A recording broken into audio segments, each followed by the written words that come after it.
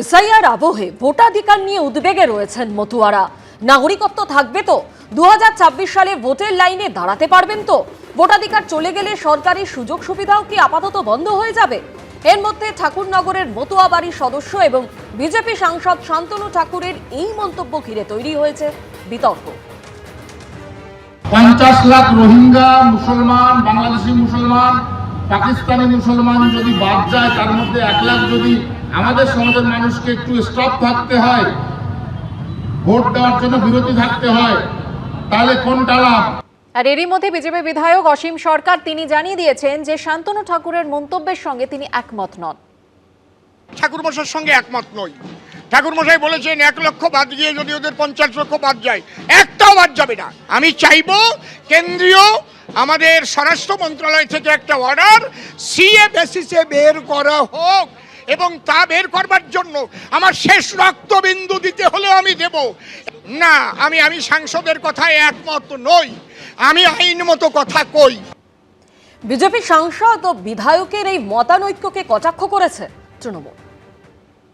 Shantanu ঠাকুররা SIR এর নামে মতুয়াদের উপর একটা কালো মেঘ ভর্তি অনিশ্চিত আকাশ চাপিয়ে দিয়েছেন। ওনারাই তো এই এসআইআর এর এই অপরিকল্পিত জিনিসটাকে ডেকে এনেছেন। ফলে মতুয়ারা যখন সমস্যায় পড়েছেন, এখন দায় এড়াতে গিয়ে তারাই এখন পারস্পরিক মুখ রক্ষায় ব্যস্ত। আর এ নিয়ে বিতর্ক শুরু হতেই শান্তনু ঠাকুর তড়িঘড়ি জানিয়ে দিয়েছেন যে তার বক্তব্যের অপব্যাখ্যা করা হচ্ছে। গাড়াপোতার একটা প্রোগ্রাম থেকে বলেছিলাম যে সম্ভাবনা আছে যে আমাদের লোকেদের নাম বাদ যাওয়ার।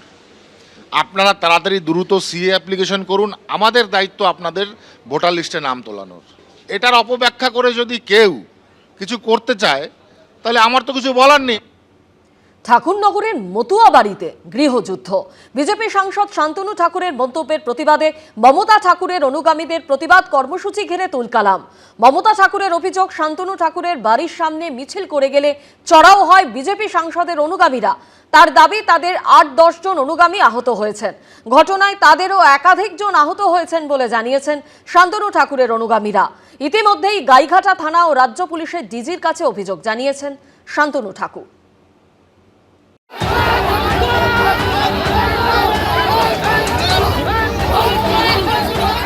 কিল, চড়, ঘুষি, লাথি, চুলের মুঠি ধরে মার।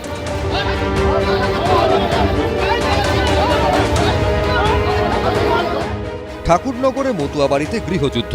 মুখোমুখি শান্তনু ঠাকুরের অনুগামী বনাম মমতা ঠাকুরের অনুগামীরা। বিজেপি সাংসদ শান্তনু ঠাকুরের মন্তব্যের প্রতিবাদে মমতা ঠাকুরের অনুগামীদের প্রতিবাদ কর্মসূচি ঘিরে তুলকালাম। হেলে মারা হলো মমতা ঠাকুরপন্থী মতুয়া সম্প্রদায়ভুক্তকে।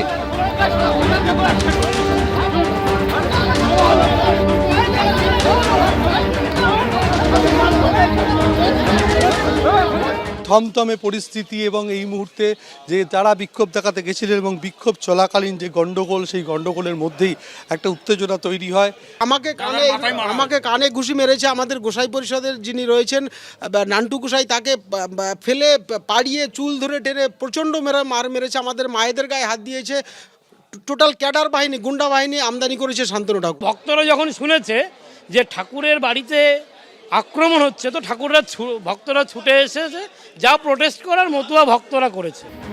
ঘটনার সূত্রপাত সোমবার বিজেপি সাংসদ শান্তনু ঠাকুরের এই মন্তব্য ঘিরে। 50 লাখ রোহিঙ্গা মুসলমান, বাংলাদেশি মুসলমান, পাকিস্তানি মুসলমান যদি বাদ যায়, তার মধ্যে 1 লাখ যদি আমাদের সমাজের মানুষকে একটু স্টপ থাকতে হয়, ভোট দেওয়ার জন্য বিরতি থাকতে হয়, তাহলে কোনটা লাভ? এরপরই বুধবার শান্তনু ঠাকুরের কাছে জবাব চাইতে প্রতিবাদ কর্মসূচিতে নামেন মমতা ঠাকুরের অনুগামীরা। মমতা ঠাকুরের অভিযোগ, শান্তনু ঠাকুরের বাড়ির সামনে মিছিল করে গেলে চড়াও হয় বিজেপি সাংসদের অনুগামীরা।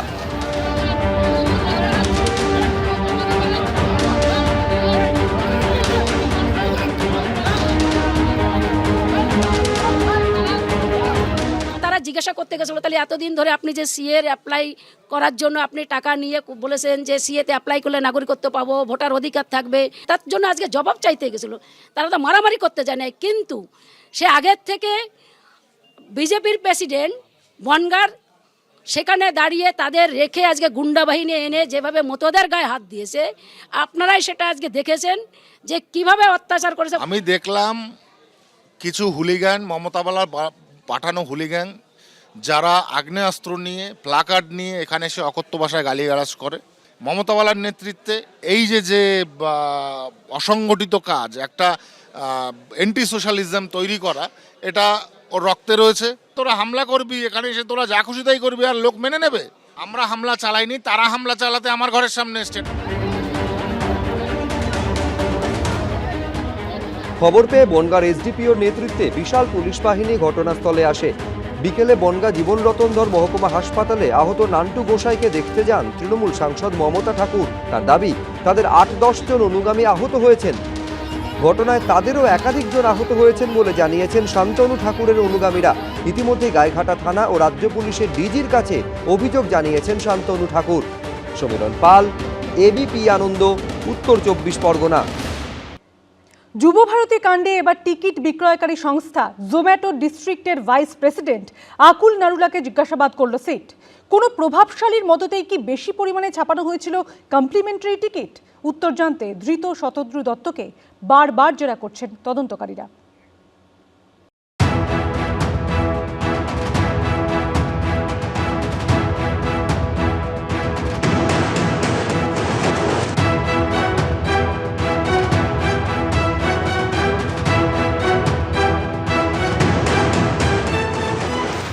লিওনেল মেসি সফরের দিন যুবভারতী ক্রীড়াঙ্গনে বেনজির বিশৃঙ্খলার জন্য আসলে দায়ী কারা? কাদের জন্য হাজার হাজার টাকার টিকিট কেটেও মেসিকে দেখতে পেলেন না দর্শকরা?